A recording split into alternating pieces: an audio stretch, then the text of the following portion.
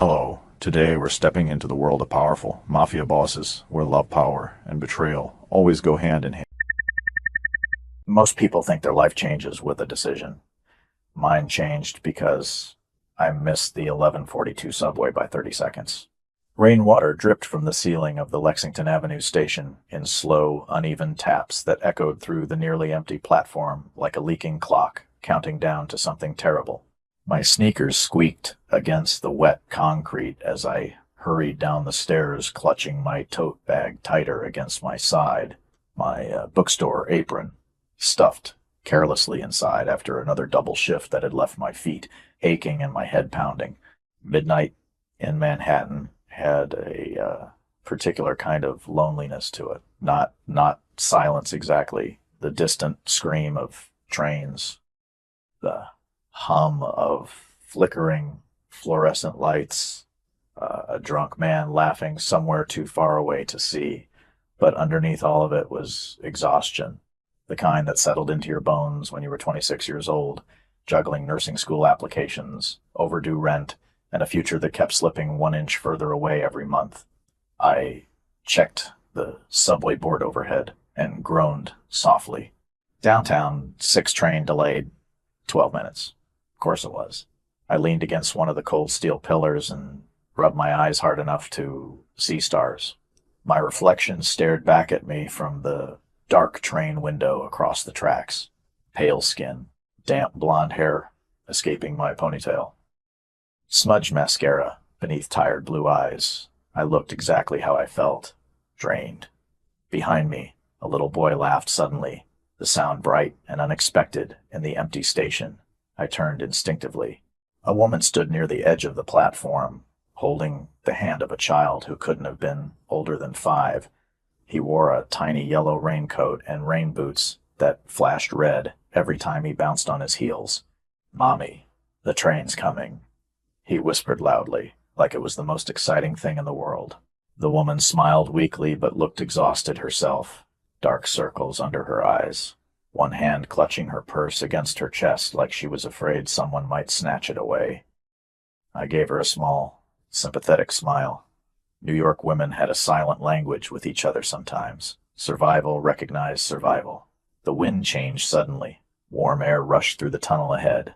The distant growl of a approaching train vibrated beneath my feet. But something else moved too. Fast footsteps. Heavy. Controlled. My head turned automatically toward the far staircase just as 3 men in dark jackets descended onto the platform. Every instinct I had tightened immediately. They weren't loud, weren't drunk, weren't talking. Somehow that made them worse. The station seemed to shift around them. Even the little boy stopped bouncing. The tallest man scanned the platform once with sharp, quick eyes before nodding toward the opposite end, near the tunnel wall. And that's when I saw him. He stood alone near the yellow safety line, like he had stepped out of another world entirely. Black wool coat, dark hair slicked back from a face too composed to belong in a subway station after midnight. One hand buried in his pocket, the other hanging loosely at his side, stained with blood, calm enough to drip. Just enough to notice. My breath caught before I could stop it. He looked injured, but he didn't look weak. He looked dangerous in the quietest possible way, like the kind of man who could walk into a room and make everyone else forget how to breathe. The fluorescent lights flickered, once above him. His eyes lifted, green, cold, precise. They landed directly on the 3 men approaching from the stairs, then shifted briefly to the mother and little boy standing 20 feet away. Something changed in his expression. Not fear, calculation. The train roared louder through the tunnel now, headlights appearing in the darkness.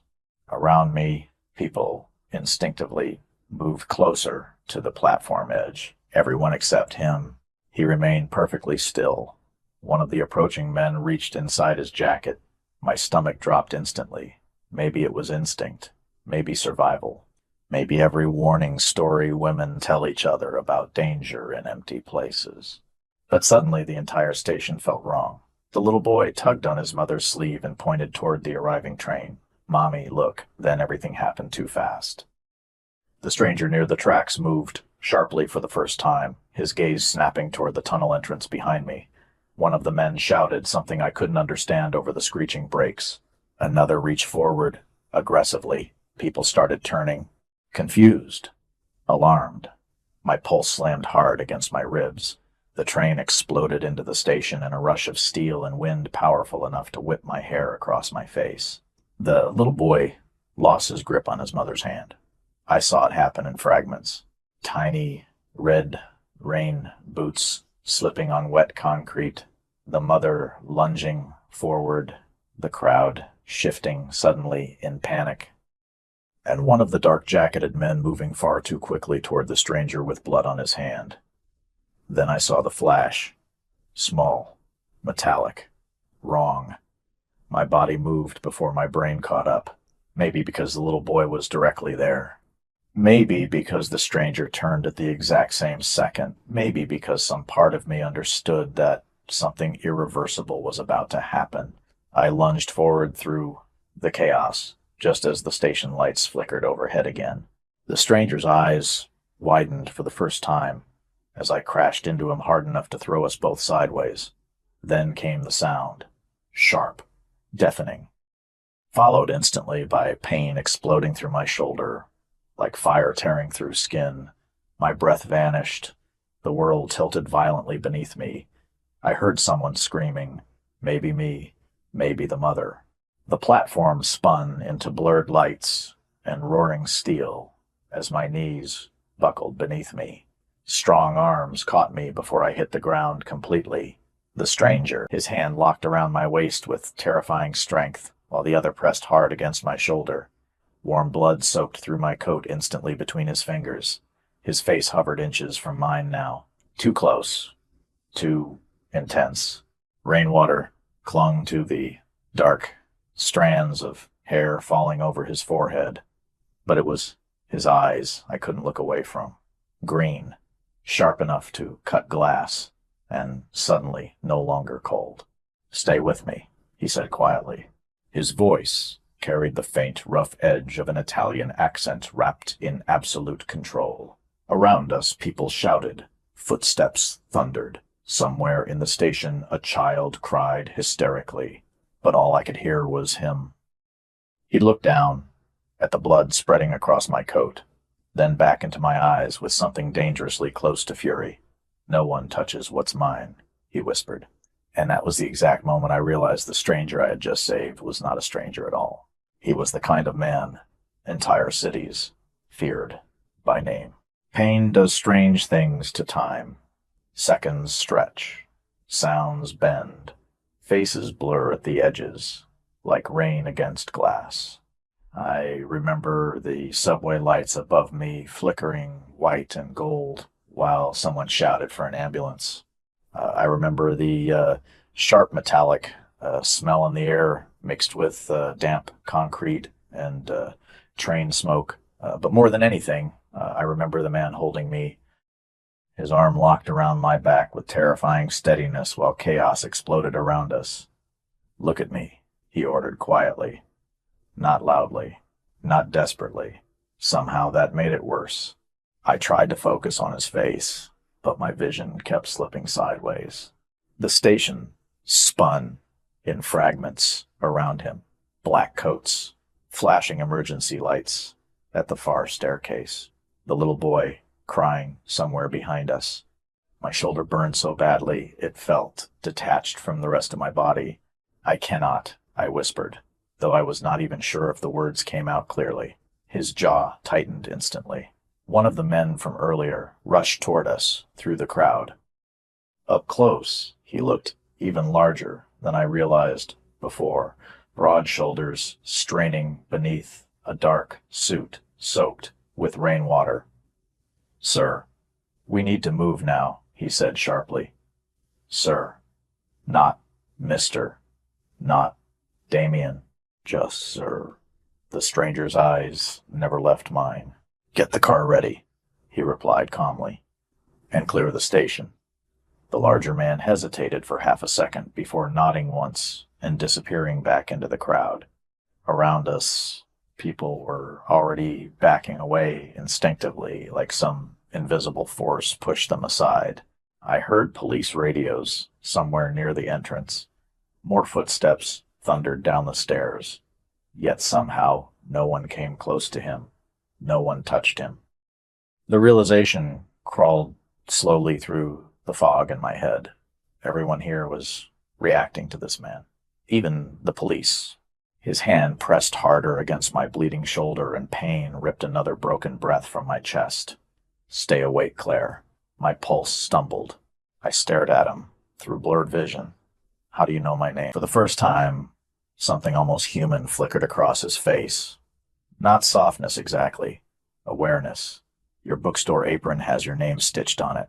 My gaze drifted downward weakly. Sure enough, the corner of my folded apron stuck out from my tote bag beside us. Embarrassment mixed irrationally with fear. Wonderful. If I survived getting shot in a subway station, at least I had done it while carrying discounted romance novels and peppermint gum in my purse. The stranger leaned closer, suddenly, shielding me from the crowd gathering around us. His coat smelled faintly, like rain, expensive cologne, and something darker beneath it all. Smoke, maybe, or danger itself. "Listen to me carefully," he said, softly enough only I could hear. "When the police ask questions, you did not see faces, you did not hear names. Understand?" Confusion cut through the pain for half a second. "What, Claire?" His voice sharpened slightly. "Understand." Before I could answer, another wave of dizziness crashed through me. The station ceiling tilted violently overhead. He caught me tighter instantly.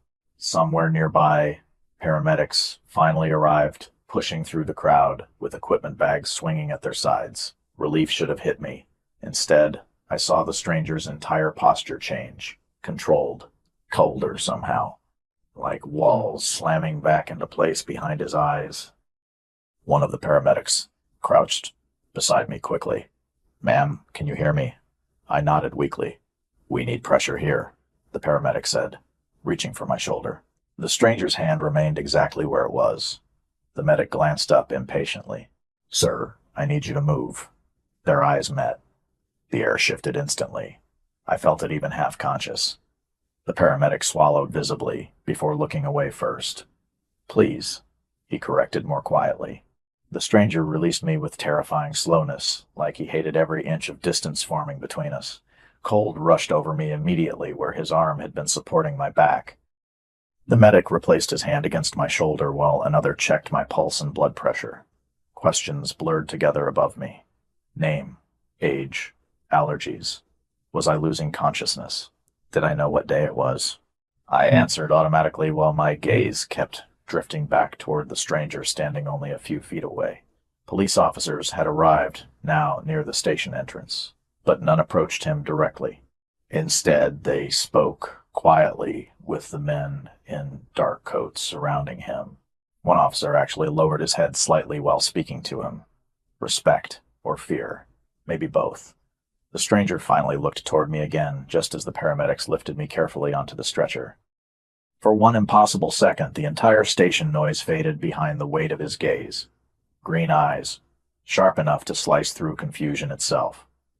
"Do not let them separate us," he said. I blinked slowly. What? But he had already turned away. One of his men leaned close beside him, speaking urgently into his ear, while another scanned the station with the alertness of a soldier. The paramedics wheeled me toward the stairs, fast enough to make the fluorescent lights blur overhead. My shoulder throbbed violently with every movement. Outside, cold rain slapped against my face the second we emerged onto Lexington Avenue. Manhattan after midnight glowed silver beneath the storm. Taxi lights streaked across wet pavement. Sirens echoed somewhere far downtown. They loaded me into the ambulance quickly, while another medic climbed beside me checking monitors and IV lines. "You are going to be okay," she assured me gently. I wanted to believe her. The ambulance doors started to close. then stopped abruptly. A hand caught the edge before they sealed shut completely. The stranger stepped into view again through the rain. One of the paramedics opened his mouth to protest, but immediately fell silent when the man looked at him. 2 minutes, the stranger said calmly. Not a request. The medic nodded instantly and stepped away from the doors. I stared at the stranger in disbelief as he climbed into the back of the ambulance beside me, like he belonged there more than the medical staff did. Rainwater glistened across the shoulders of his black coat. Up close now, I noticed the faint cut near his temple and the dark stain spreading slowly beneath his ribs, where his own injury hid beneath expensive fabric. He sat beside my stretcher without speaking for several seconds, watching me, studying me. "You should be in a hospital, too," I whispered finally. A humorless smile touched the corner of his mouth. "I have survived worse." My breathing hitched as another wave of pain rolled through my shoulder. He noticed instantly. Of course he did. Men like him noticed everything. His hand hovered near mine briefly before stopping himself. Control. Every movement about him screamed control. "You should not have done that tonight," he said quietly. "Done what?" Stepped in front of me. The ambulance lights painted shifting red across his face as rain hammered the roof overhead. Somewhere outside, another siren wailed through Manhattan traffic. I swallowed hard. "There was a kid behind you." Something unreadable cracked behind his eyes, then vanished almost instantly.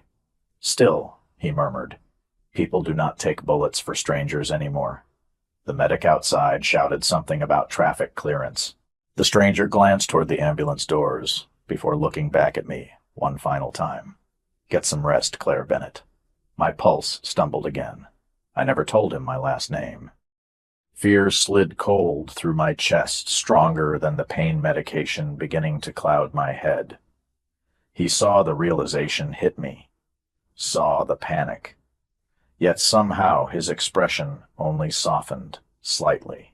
"You are safe now," he said. Then he stepped out into the rain and disappeared behind the closing ambulance doors, while one terrifying thought echoed through my mind the entire ride downtown.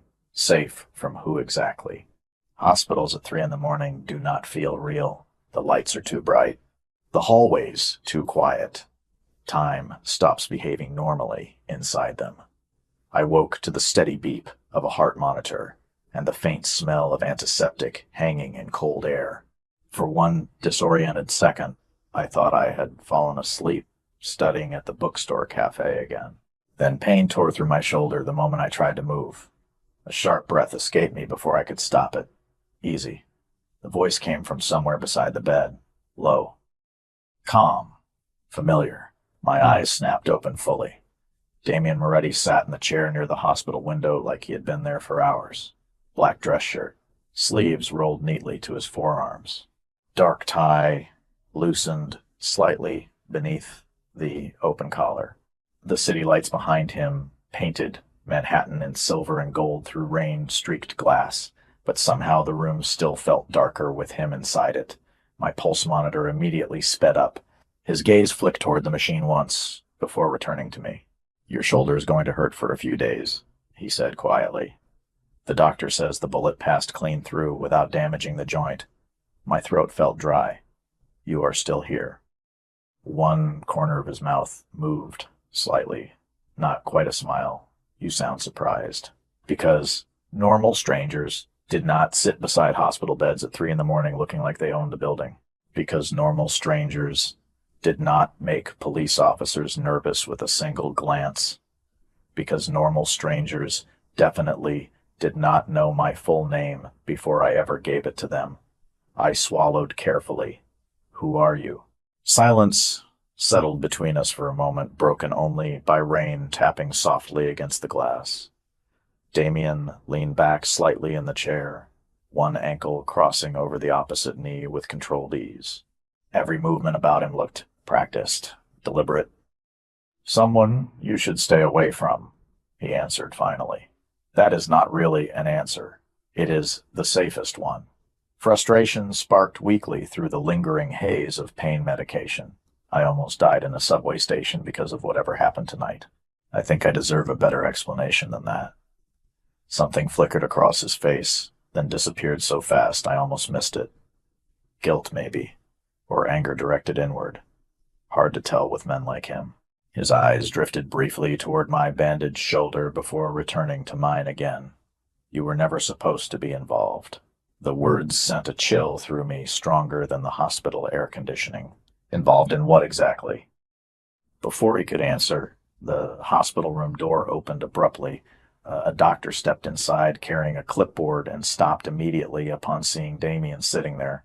I watched the man's posture change in real time. Not fear exactly. Carefulness. Miss Bennett, the doctor said politely, without fully taking his eyes off Damien. How are you feeling? Like I got shot, I muttered. The doctor gave a strained smile. Fair enough. He moved closer, checking my monitors, while avoiding direct eye contact with the man beside me. You lost some blood, but you are very lucky. Another inch, and this would have been significantly worse. Lucky. Strange word for a night that ended with a bullet in my shoulder and a dangerously beautiful stranger sitting beside my hospital bed like some kind of dark guardian angel. The doctor adjusted my IV line quickly. We would like to keep you overnight for observation. No. Damien's voice cut through the room instantly. Calm. Absolute. The doctor froze. Excuse me? She is not staying here. My stomach tightened immediately. Actually, I think that should be my decision. Damien turned toward me slowly.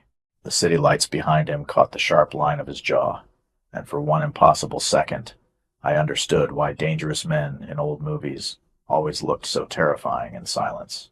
Claire, he said quietly, the people responsible for tonight know you saw them. Fear curled cold beneath my ribs. The police are downstairs already, I argued weakly. I will be safer here. His expression darkened almost imperceptibly. No, you will not.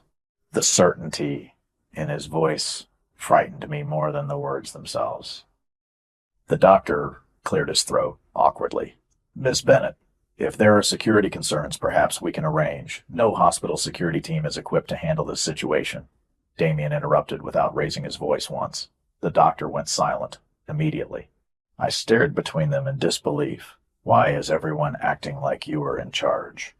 The room went still. Damien held my gaze for several long seconds before answering. Because people tend to listen when I speak. Something about the honesty in that sentence unsettled me more than if he had lied. A knock interrupted the tension before I could respond.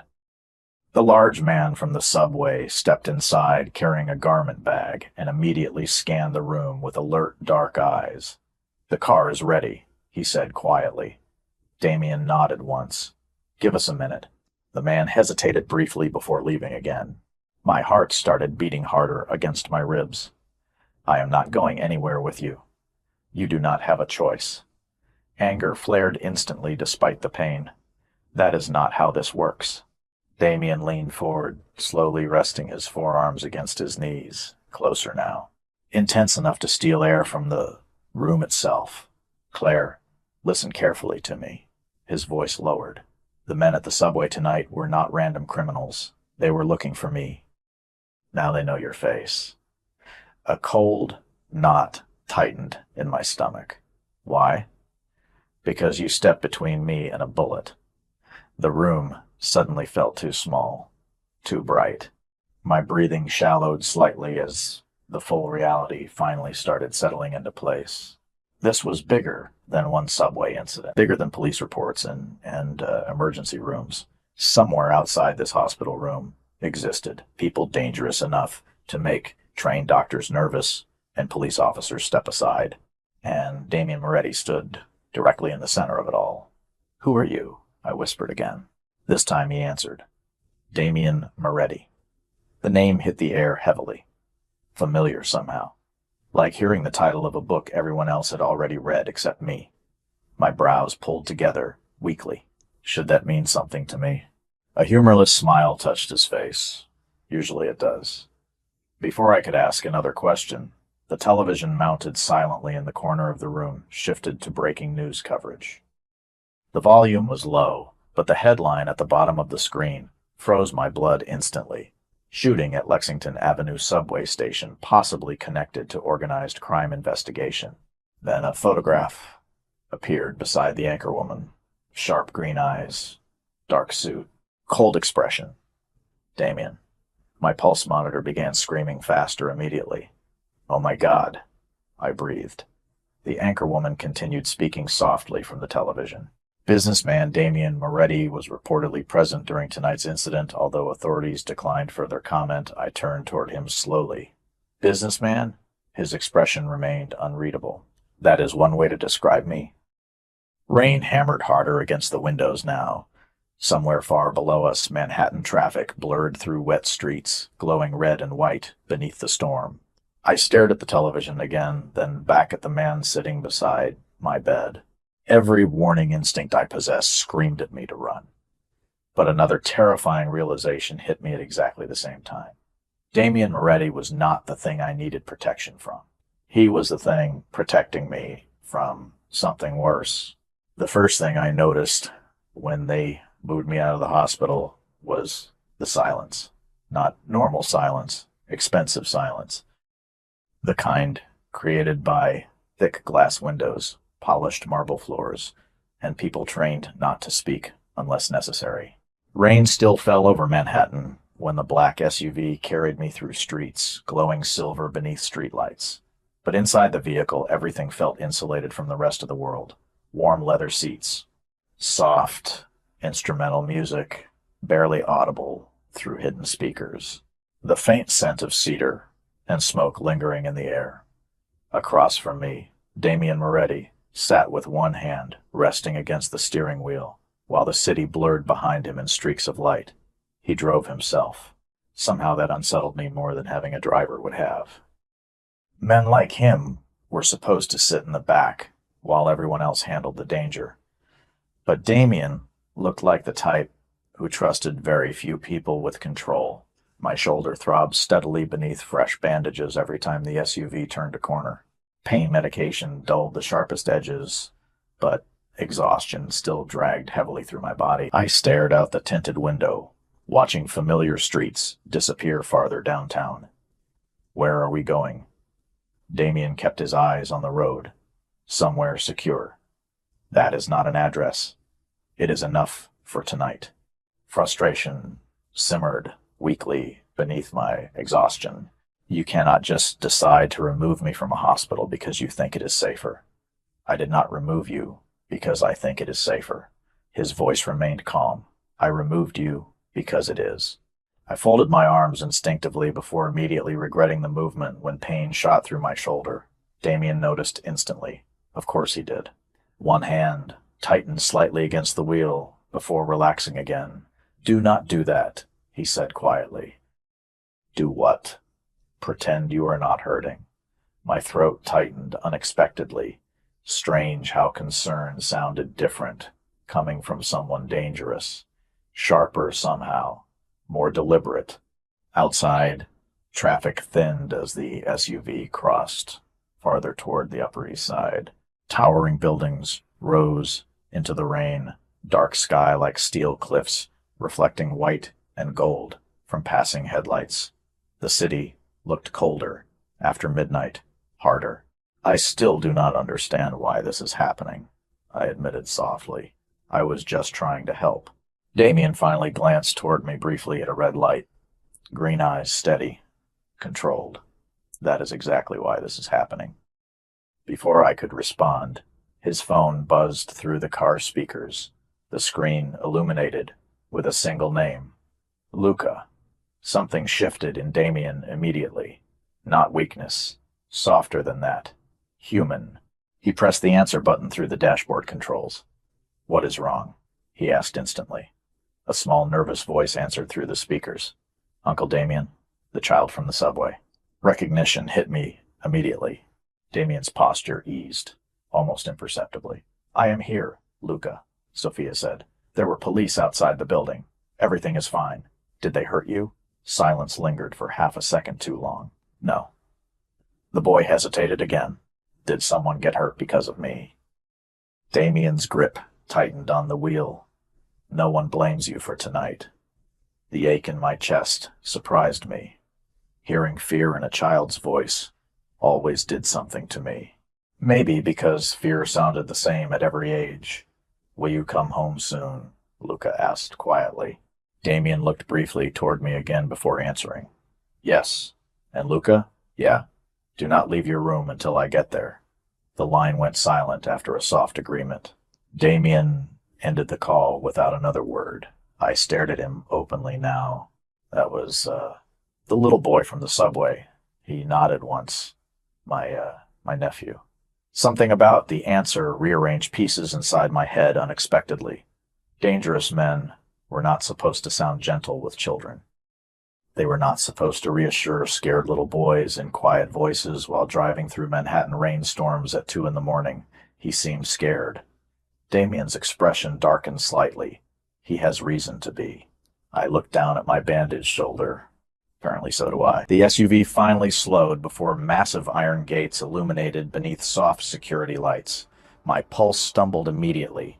Beyond the gates stood a building that looked less like a home and more like the kind of estate newspapers photographed from helicopters. Stone walls, floor-to-ceiling windows glowing warm gold against the storm. Security cameras rotating silently along the perimeter. The gates opened automatically before we even stopped moving. You live here?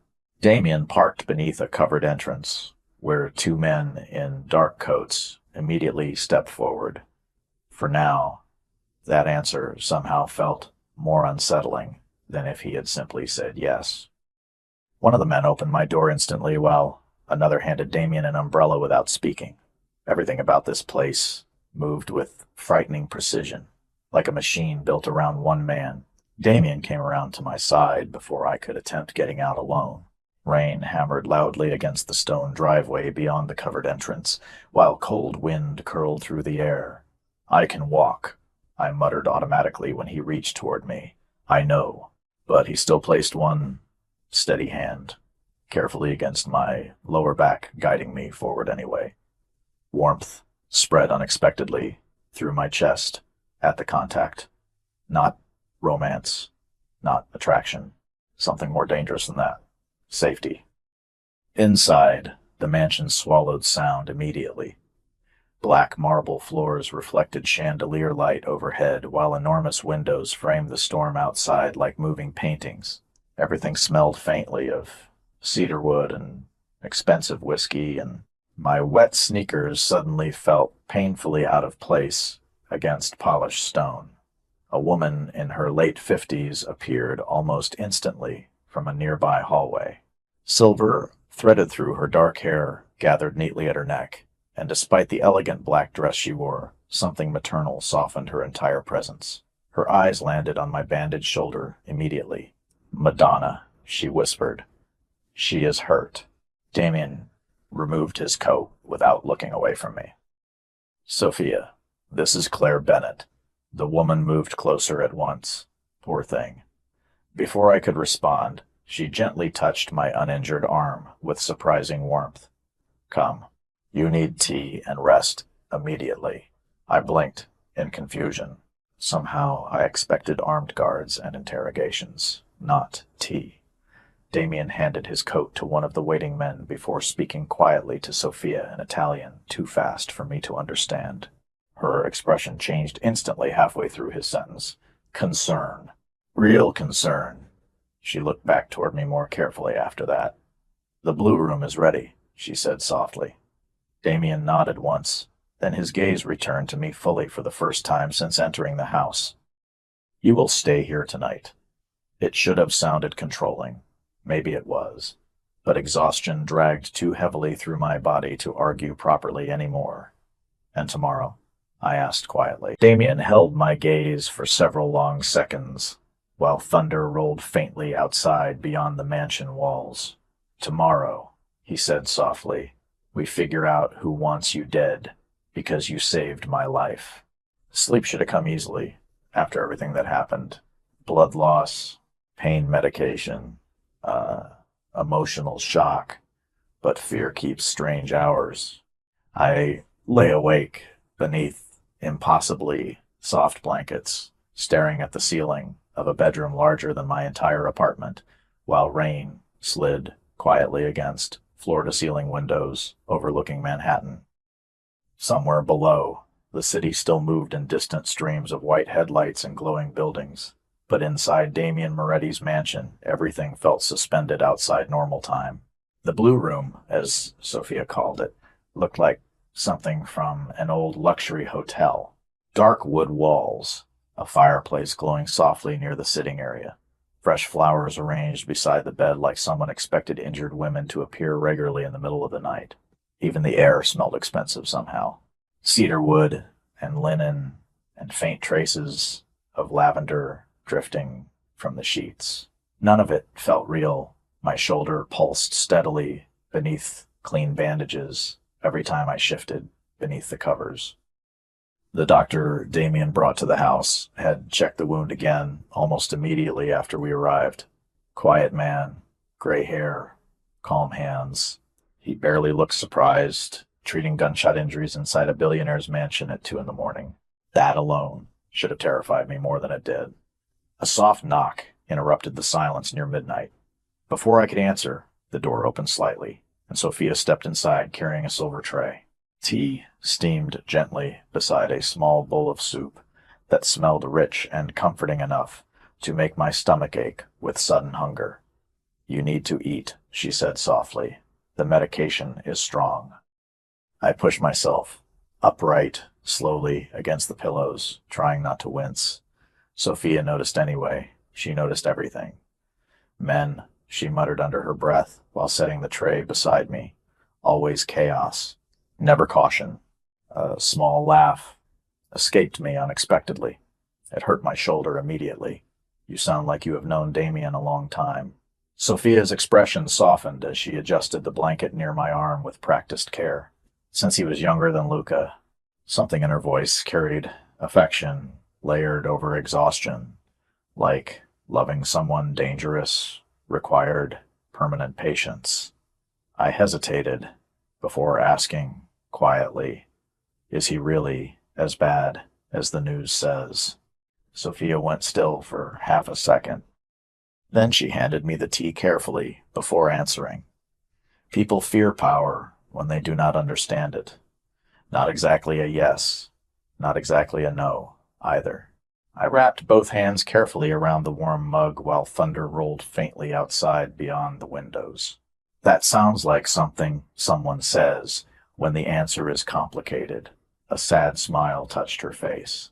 The world around Damien has always been complicated. Before I could ask another question, voices drifted faintly from the hallway outside the bedroom.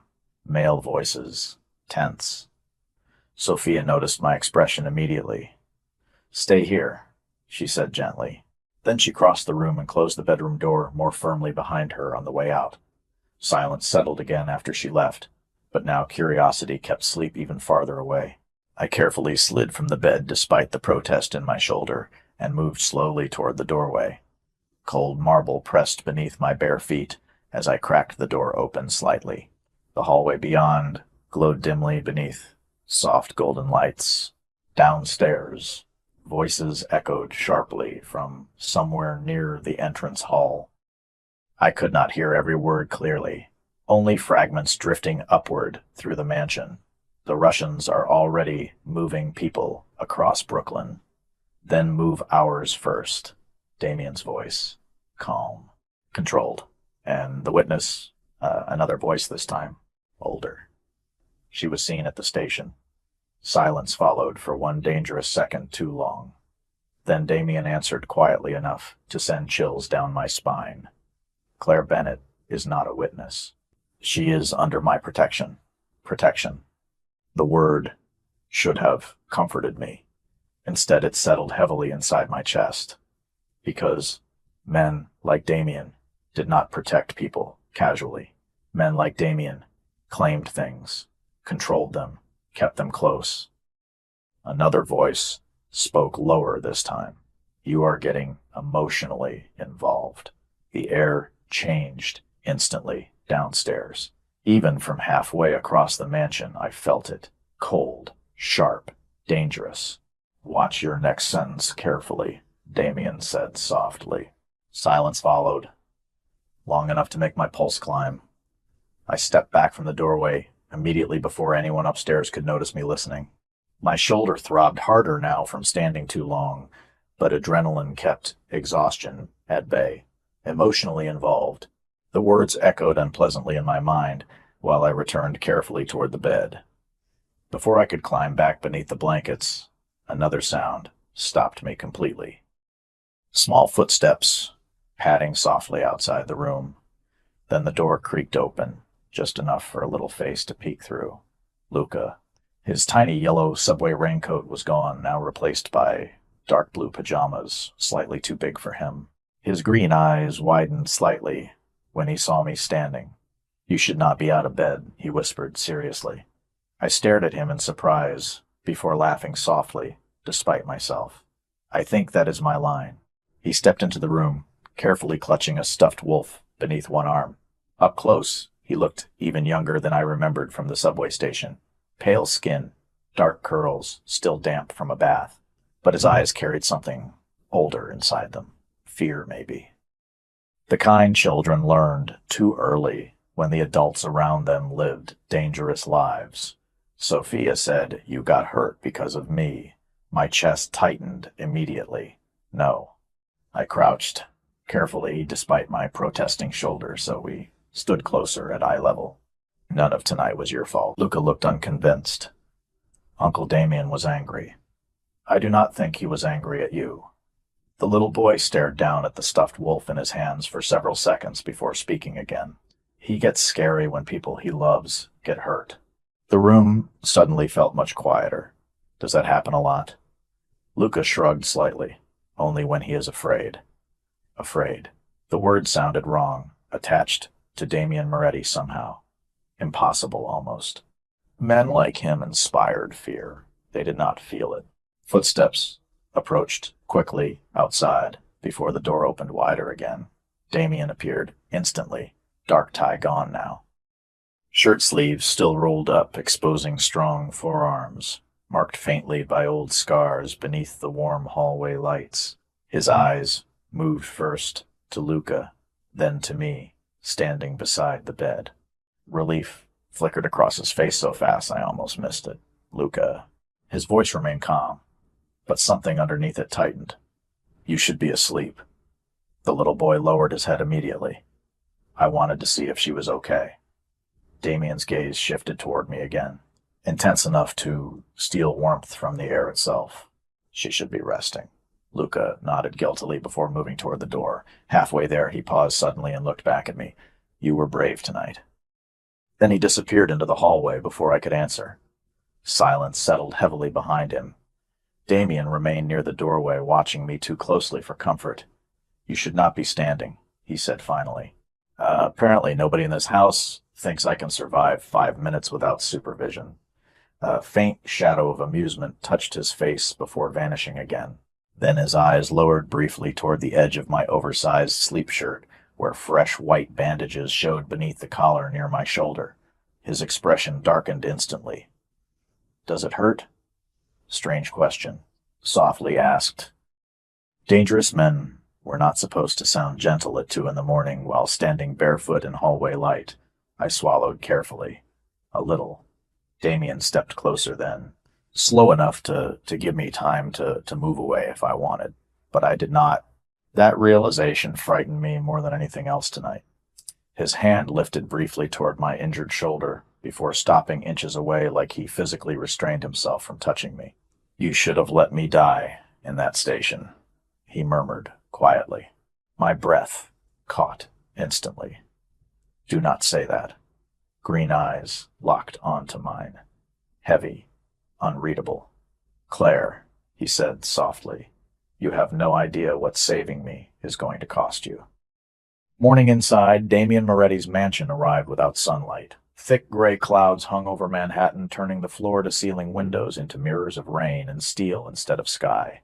I woke slowly to the smell of coffee and the distant sound of piano music drifting softly through hidden speakers somewhere downstairs. For one peaceful second, I forgot where I was. Then my shoulder pulsed sharply beneath the bandages, and reality came crashing back all at once. Subway station. Gunshot. Damien. The mansion. I stared at the unfamiliar ceiling above me, while anxiety settled heavily into my chest again. My phone sat charging beside the bed, where someone had placed it neatly overnight. The screen glowed with missed calls and unread messages the second I picked it up. 12 missed calls from Emily, 3 from my bookstore manager, 2 unknown numbers. My stomach tightened immediately. Emily was my roommate and best friend since community college. If she had turned on the news last night, she was probably losing her mind. I pressed call before I could overthink it. She answered on the first ring. Claire. Relief and panic hit at once through the speaker. Oh my God, where are you? I saw the subway thing on the news, and your manager said you never came home, and I swear, if you are dead, I am going to actually kill you myself. Despite everything, a weak laugh escaped me. I am alive. You sound terrible. I got hurt. Silence slammed through the line instantly. What do you mean hurt? I closed my eyes briefly. How exactly was I supposed to explain this? Sorry, Emily. I got caught in what looked suspiciously like organized crime crossfire, and now I am recovering inside a mansion owned by the most feared man in New York, Claire. Her voice sharpened with fear. Talk to me. Before I could answer, movement near the doorway caught my attention. Damien stood there watching me quietly. Black dress shirt again, dark slacks, no tie. Somehow he looked more dangerous without one, like he had not bothered pretending to be civilized yet today. I will call you back, I said quickly into the phone. Claire, I ended the call before she could protest. Damien's eyes lowered briefly toward the phone, still clutched in my hand. Your friend deserves to know you are safe. My friend deserves a lot more explanation than I currently have. He stepped into the room, slowly. Fair. That single word surprised me enough to silence my irritation for half a second. Damien rarely sounded defensive. Men like him usually expected obedience instead of accountability. Did you sleep? He asked. Not really. His gaze flicked toward the dark circles beneath my eyes like he already knew the answer. Sophia made breakfast. I am not hungry. You need to eat. The calm authority in his voice irritated me immediately. Do you always tell everyone what to do? Something almost resembling amusement touched his face. Usually they listen faster than you. I pushed the blankets aside carefully and stood despite the ache in my shoulder. I am going home today. Silence. Heavy enough to shift the air pressure in the room itself.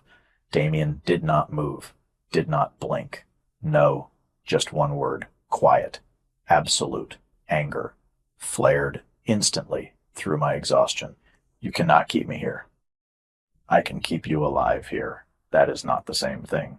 Damien crossed the room slowly until only a few feet separated us.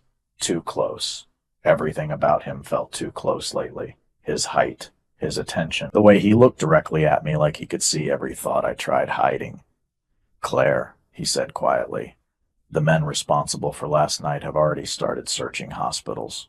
Fear slipped cold through my stomach despite myself. How do you know that? Because I have people looking for them too. There it was again. That reminder.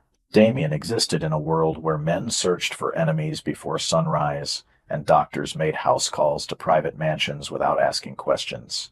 I folded my arms instinctively, before wincing at the movement again. Damien noticed immediately.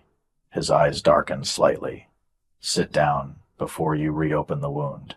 Stop talking to me like I am one of your employees. Then stop acting like you are not injured. Frustration crackled sharply between us. Outside, rain streaked down the massive windows behind him, turning Manhattan into blurred silver shadows. I had a life before last night, I whispered. A normal life. Something changed in Damien's expression then. Briefly. Regret, maybe. I know. Do you? My voice cracked unexpectedly, because right now, I do not even understand what is happening to me. Damien went quiet for several long seconds. Then he surprised me again. Neither do I. The honesty in his voice hit harder than anger would have. Before I could answer, another knock sounded at the bedroom door. Sophia stepped inside, carrying a breakfast tray, while Luca hovered shyly behind her, clutching the same stuffed wolf from last night. The little boy brightened immediately when he saw me standing. "You are awake." Damien stepped back slightly as Luca entered the room. The tension eased instantly around him in ways I was starting to notice more often. The child climbed carefully onto the edge of the sitting chair near the fireplace, while Sophia set the tray beside me. Fresh fruit, toast, coffee, eggs. Enough food for someone recovering from a gunshot wound, apparently. "Luca insisted on bringing you breakfast himself," Sophia explained gently. Luca shrugged awkwardly. "You saved me too." My chest tightened painfully. "I saved your uncle." "Yeah," he said quietly, "but if something happened to him—" He stopped there, did not finish the sentence. He did not have to. The room fell softer somehow after that. Even Damien looked away briefly toward the rain outside the windows. Luca reached into his pajama pocket suddenly and pulled out something small wrapped carefully in tissue paper. "I wanted you to have this." I unwrapped it slowly. Inside sat a silver subway token attached to a thin chain. Old, worn, smooth around the edges from years of handling. "My mom gave it to Uncle Damien before she died," Luca explained softly. "He says it is lucky." I looked up immediately toward Damien. Shock crossed his face for the first time since I met him. Real shock. Luca, the little boy, looked suddenly nervous. I wanted her to have it. Damien stared at the token resting in my palm for several silent seconds. Something unreadable moved behind his eyes. Grief, maybe, or memory. Then he looked at me again with an intensity that stole the air from the room entirely. "Do you know what that means?" he asked quietly. I swallowed hard. "No." Damien's voice lowered almost to a whisper. "Neither does he." But the way he looked at me afterward made one thing terrifyingly clear. Whatever happened in that subway station had already changed something inside this house forever. By the third day, inside Damien Moretti's mansion, I started understanding something dangerous about fear. It changes shape when you live beside it long enough. At first, I had been terrified of the house itself, the armed guards near every entrance, the black SUVs arriving at strange hours, the men in dark suits speaking quietly into earpieces while scanning every hallway like soldiers expecting war. But fear evolves. Slowly, the mansion stopped feeling threatening and started feeling protected. That realization scared me far more than anything else. Rain still haunted Manhattan every morning that week. Gray skies pressed low over the city, while thunder rolled somewhere distant beyond the East River.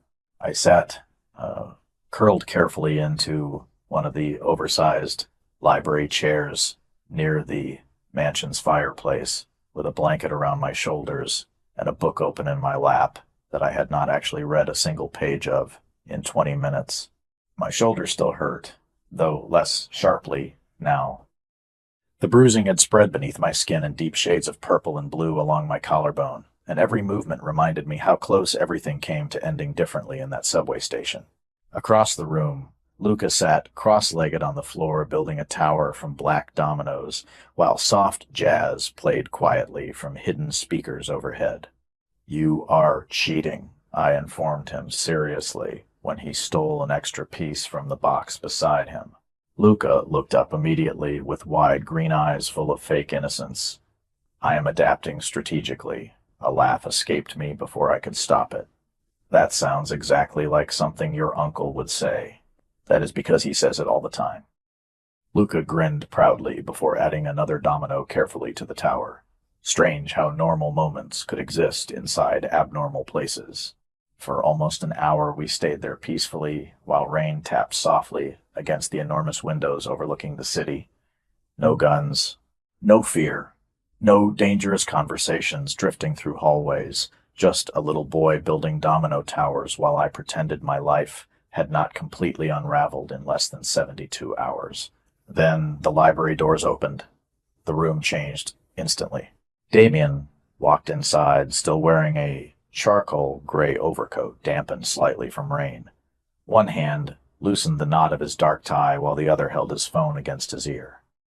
"No," he said calmly into the receiver. "I do not care what Petrov promised them. Move the shipment tonight." His eyes landed on me mid-sentence. Something unreadable flickered across his face before softening almost imperceptibly. "Call me back in 20 minutes. He ended the call immediately afterward. Luca brightened instantly. "Uncle Damien." Damien crossed the room toward us while removing his coat. "How is the tower?" "Strategically successful." A quiet huff of amusement escaped Damien as he glanced toward me knowingly. "I see Claire is teaching you corruption." "I am teaching him honesty," I corrected. Damien's gaze shifted fully toward me then. Warm fireplace light caught faint exhaustion beneath his eyes. For the first time since I met him, he looked tired. Truly tired. Not physically, soul tired. Like someone carrying too much weight for too many years. Luca continued stacking dominoes quietly while Damien moved closer toward the fireplace. "How is your shoulder?" he asked softly. "Better. You are still in pain." "Not a question." I sighed. "Apparently, everyone in this house has become medically obsessed with me. You were shot protecting my family." His voice lowered slightly. "Forgive us for noticing." The words settled strangely in my chest. My family. Not me. Not himself. His family. Before I could answer, one of the domino towers collapsed suddenly across the rug with a sharp clattering sound. Luca flinched violently. Every color drained from his face instantly. My heart tightened immediately at the panic that flashed across his expression. He scrambled backward, away from the fallen dominoes, breathing too fast. Luca, Damien, moved instantly, fast enough to startle me. 1 second he stood beside the fireplace. The next he was kneeling beside the boy, with both hands steady on his shoulders. "Look at me." Luca's breathing shook harder. "I am sorry. I did not mean Luca." Damien's voice remained calm, controlled. "Breathe." The little boy stared at the floor, trembling visibly, while Damien guided him carefully through slow breaths. Not impatient, not angry. Gentle. Completely gentle. I watched silently from the chair, unable to look away.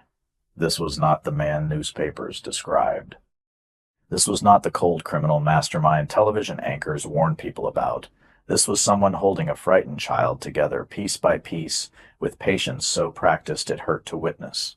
After a minute, Luca finally calmed enough to breathe normally again. Damien brushed dark curls carefully back from the boy's forehead. "Better?" Luca nodded weakly. The sound surprised me. "I know." Damien glanced briefly toward me, then back toward his nephew. "You are okay." Luca leaned instinctively against Damien's chest afterward like he had done it 1,000 times before. Something painful moved through me watching that, because I suddenly realized Luca trusted Damien completely.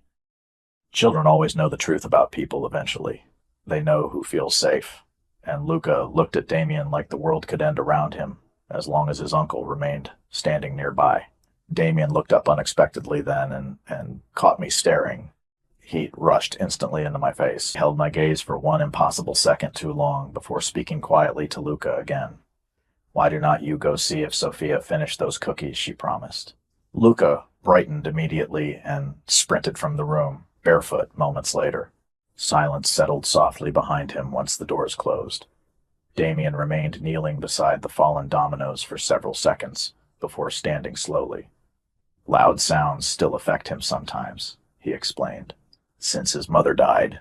The ache in his voice surprised me more than the words themselves. "What happened to her?" Damien's expression shifted immediately. Not cold exactly. Closed, like iron doors slamming shut behind his eyes. "A car accident." Simple answer. Too simple. I felt it instantly. But before I could question further, Damien stepped toward the fireplace instead. "You should not get attached to Luca." The statement hit me hard enough to steal my breath. Excuse me? He stared into the flames rather than at me. This life is not safe for people like you. Anger flared instantly beneath my confusion. People like me, good people. The words sounded almost bitter. I stood too quickly from the chair, immediately regretting it when pain pulled sharply through my shoulder. Damien noticed instantly and moved toward me on instinct before stopping himself halfway there. Do not, I snapped softly. Do not act like you care, and then say things like that. His jaw tightened. Claire, no. My voice cracked unexpectedly. You do not get to decide what kind of person I am or what I can handle. Silence stretched heavily between us, while rain battered the windows harder outside. Damien stared at me with an intensity that made my pulse stumble unevenly. You think this is temporary, he said quietly. You still believe eventually you walk out that door and your life returns to normal. Fear curled slowly through my stomach because part of me already knew he was right. Damien stepped closer then, close enough for me to see the exhaustion hidden beneath his controlled expression. Close enough to smell rain and cedarwood clinging faintly to his clothes. Claire, he said softly, men are already dying because you stood beside me that night. My blood went cold instantly. What? Regret flickered across his face too late. He had not meant to say that much. Damien, panic rose sharply through my chest now. What does that mean? But before he could answer, a deafening alarm suddenly exploded through the mansion. The alarm did not sound like a normal security system. It sounded like war. Sharp metallic pulses exploded through the mansion loud enough to shake the library walls, while red emergency lights flashed suddenly across the ceiling. My heart slammed painfully against my ribs. Every instinct inside me screamed, danger. Damien moved instantly. 1 second he stood beside me. The next he had crossed the room, reaching for my wrist with controlled urgency. Stay behind me. The command came low and absolute. Before I could respond, the library doors burst open, and 3 men in dark suits entered fast enough to make my pulse spike higher. North Gate breach, one of them reported sharply. Vehicle forced the checkpoint. Damien's entire expression turned to ice. Luca? Sophia already moved him to the safe room. Relief flickered across Damien's face for less than a second before disappearing completely. How many? Unknown. Rain hammered violently against the giant windows now, while distant thunder rolled over Manhattan. Somewhere outside, tires screeched faintly through the storm. My breathing started coming too fast. This was real, not news reports, not rumors. Real people were trying to get inside this house right now. Damien turned toward me immediately, noticing the panic spreading across my face. Claire. His voice lowered slightly. Look at me. I tried, but another alarm blared through the hallway, and adrenaline crashed harder through my system. My shoulder throbbed sharply beneath the bandages, while my chest tightened painfully. Too fast. Everything felt too fast. I cannot breathe, I whispered. Damien's gaze sharpened. Instantly, panic attack. One of the guards moved toward the hallway again. Sir, we need to relocate immediately. 5 seconds. Damien stepped directly in front of me then, blocking out the flashing lights and chaos around us completely. Claire. His voice cut through the panic like a blade. Calm. Controlled. Breathe with me. My lungs refused to cooperate. My hands shook violently now. I cannot. Yes, you can. He took both my trembling hands before I could pull away. Warm, steady. Look at me. Only me. Somehow I did. Green eyes locked onto mine while alarms screamed through the mansion around us. The entire world narrowed strangely after that. Just his voice, his hands, the steady rise and fall of his breathing. Slow inhale, he instructed quietly. Good. Again. I copied him, shakily. Once. Twice. The crushing pressure in my chest eased slightly. Damien never looked away from me once, not even when another guard appeared at the doorway shouting something about perimeter teams moving into position. Again, Damien murmured, softly, "You are safe, safe." Strange word to hear, while surrounded by armed men inside a mansion under attack. Yet, somehow, my breathing finally steadied. Damien's thumbs brushed lightly across my shaking hands before he released them carefully. "Better?" I nodded weakly. Something unreadable moved behind his eyes then. Not satisfaction, relief. Real relief. Good. His attention snapped instantly back toward the guards afterward. Cold, again. Dangerous, again. "Get her downstairs." "What?" I stared at him in disbelief. "I am not leaving Luca." Damien stepped closer immediately. "Claire, no." Fear sharpened my voice unexpectedly. "You said people are coming because of me. Fine. But I am not hiding somewhere while a little boy sits, terrified, upstairs." Silence hit the room, hard. One of the guards actually looked stunned by my answer. Damien stared at me for several long seconds while emergency lights flashed red across his face. "You really do not understand self-preservation," he said quietly. "And you really think you can order everybody around whenever you want." To my surprise, the corner of his mouth moved slightly. Not amusement, exactly. Something warmer, dangerous, in a completely different way. Before he could answer, another voice crackled sharply through one guard's earpiece. Movement near the east wall. Damien's expression hardened instantly again. "Take Claire and Luca to the lower level." "You are coming too," I said immediately. His gaze snapped back toward me. "Claire, that was not a request." One of the guards looked like he physically forgot how breathing worked for a second. Apparently people did not speak to Damien Moretti that way often, but instead of anger, something strange crossed his face. Almost disbelief, like he could not decide whether I was brave or completely insane. Another loud crash echoed faintly somewhere outside the mansion. Instinctively, I moved closer toward him before realizing what I was doing. Damien noticed, too. His eyes lowered briefly toward the silver subway token, still hanging around my neck before returning slowly to my face. "Stay close to me," he said softly. Not a command this time. Something more personal than that. The group moved quickly through the mansion afterward. Marble hallways blurred around us beneath flashing red emergency lights while guards spoke urgently into radios from every corner. Somewhere downstairs, Luca ran straight into Damien the second we entered a secure hallway lined with reinforced steel doors. The little boy looked terrified. Uncle Damien immediately crouched beside him, despite everything happening around us. "Hey," his voice softened instantly again. "Look at me. You remember the rules." Luca nodded shakily. "Stay quiet. Stay hidden. Good." Damien brushed one hand carefully through the boy's curls. "You are being very brave."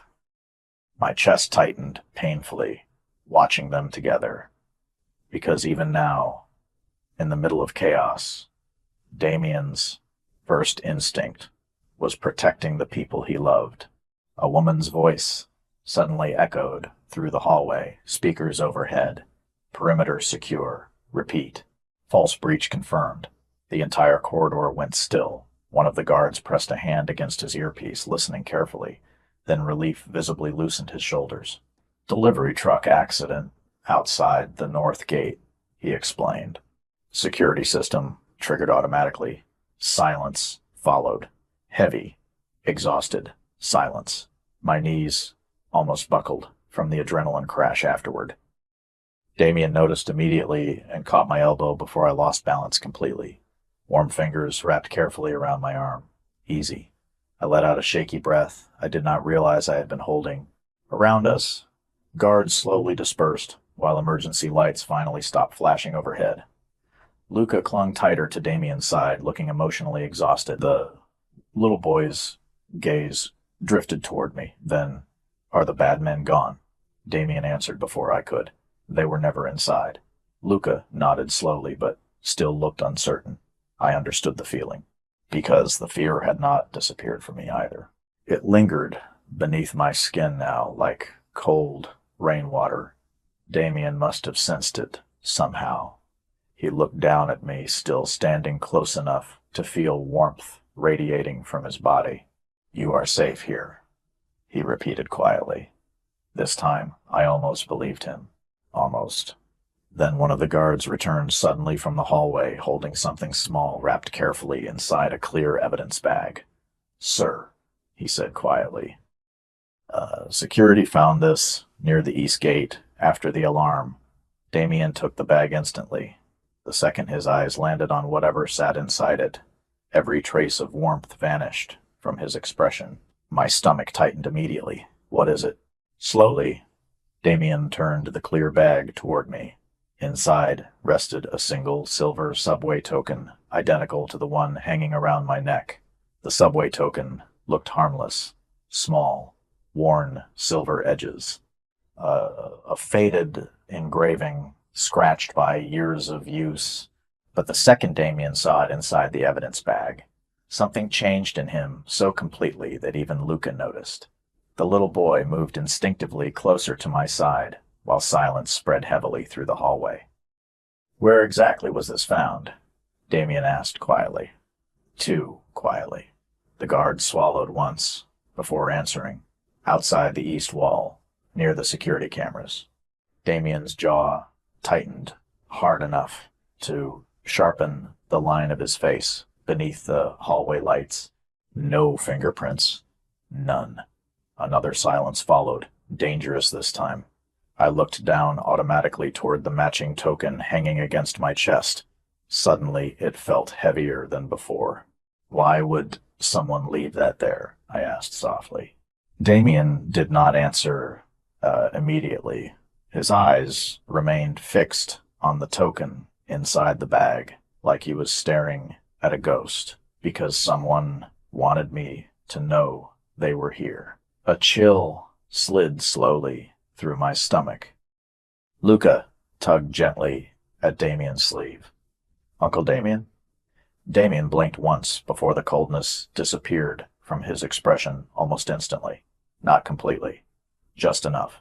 He crouched beside Luca again with controlled calm. "Go upstairs with Sophia for a little while." But Luca, the little boy, hesitated before nodding reluctantly.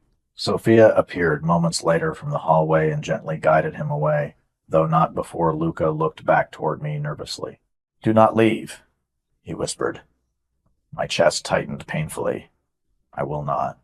Once they disappeared upstairs, the hallway felt colder somehow. Damien remained standing perfectly still beside the evidence bag, while rain battered faintly against distant windows somewhere above us. "Tell Marco I want every camera feed reviewed from the last 6 hours," he instructed one of the guards. "Nobody leaves the property." "Yes, sir." The men dispersed quickly afterward, leaving only Damien and me standing beneath the soft emergency lights. I watched him carefully now, the tension in his shoulders, the stillness in his hands. He looked calm, but I was starting to understand Damien Moretti well enough to recognize when calm became dangerous. "You know who left it." His gaze shifted toward me slowly. "I know who used to carry one." "Used to." The word settled uneasily between us. "Damien." My voice softened carefully. "Talk to me." For a second I thought he would refuse. Then unexpectedly, he started walking toward the staircase leading upstairs. "Come with me." We moved through the mansion in silence afterward. The house had gone strangely quiet following the alarm. Guards remained stationed near every hallway, but conversations stayed low now, controlled, watchful. Rain streaked against the enormous windows overlooking Manhattan, while thunder rolled somewhere distant across the skyline. Damien led me toward the upper west wing of the mansion, where the lights dimmed softer and the architecture changed subtly from cold luxury to something older, more personal. Family photographs lined portions of the hallway here, black and white images inside expensive silver frames. A younger Damien standing beside an older man with identical green eyes. Luca, as a baby, wrapped in blue blankets. Sophia smiling beside a dark-haired woman holding a little boy on her hip. We stopped before a closed wooden door at the end of the hallway. Damien hesitated only briefly before opening it. The room inside felt frozen in time. My breath caught instantly.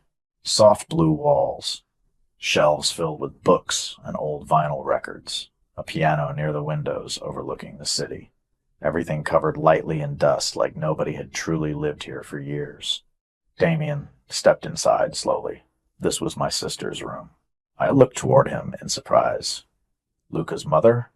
He nodded once. Gianna. The way he said her name told me everything. Love, loss, regret. I moved farther into the room, carefully, while Damien remained near the doorway. Photographs covered the shelves, beside the piano. One immediately caught my attention. Gianna, smiling brightly, beside a much younger Damien, standing protectively behind her with one hand resting on her shoulder. She looked nothing like I expected. Warm brown eyes, soft smile, kindness practically glowing from her face. She looks happy, I whispered. Damien stared at the photograph, quietly. She was. Silence stretched softly between us, while rain tapped against the windows. Finally, Damien crossed toward one of the bookshelves and opened a small wooden box resting near the piano. Inside sat another subway token identical to the one around my neck. My pulse stumbled immediately. There are 3, I realized quietly. Damien nodded once without looking at me. My father gave one to each of us when we were kids. His fingers brushed lightly across the old silver token. He used to take us through the city on Sunday. Subway rides, pizza in Brooklyn, cheap museums. A faint humorless smile touched his mouth briefly, before everything became complicated. Something about hearing Damien speak like this unsettled me deeply, because this version of him sounded heartbreakingly normal. Not the feared man from headlines, just a brother remembering simpler days. Gianna carried hers everywhere, he continued softly, even after she married. My stomach tightened slowly. Married who? Damien finally looked at me then. A man I told her not to trust. The air shifted immediately after those words. Heavy. Regret filled the room so thickly I could almost feel it pressing against my skin. What happened? Damien stared back toward the rain-soaked windows overlooking Manhattan. 5 years ago, Gianna died in what police called a car accident. He paused. It was not an accident. Cold slid sharply through my chest. Someone killed her. Damien's jaw tightened once. Someone wanted to send me a message.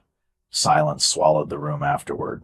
My heart hurt unexpectedly watching him stand there carrying grief like armor beneath perfectly tailored clothes. Suddenly, so many things made terrible sense. The way he protected Luca, the fear in the little boy's eyes, around loud noises. The subway token, around my neck. The token at the gate, I whispered, carefully. You think whoever left it is connected to Gianna? Damien's eyes darkened immediately. I know they are. Fear curled slowly through my stomach. Then why leave it now? His gaze locked onto mine with terrifying intensity. Because someone finally realized what you are becoming to me. The room went completely still. My pulse hammered unevenly against my ribs. Damien, do not. His voice lowered dangerously. Do not ask me questions unless you are prepared for the answers. My breath caught hard. The distance between us suddenly felt too small, too charged. Rain rolled down the windows behind him, while the city glowed silver beneath the storm outside. I barely know you, I whispered. Something painful flickered across his face. That is the problem. Before I could respond, a sudden crack of thunder shook the mansion hard enough to rattle the windows. Instinctively, I flinched. Damien moved immediately. One hand caught my uninjured arm.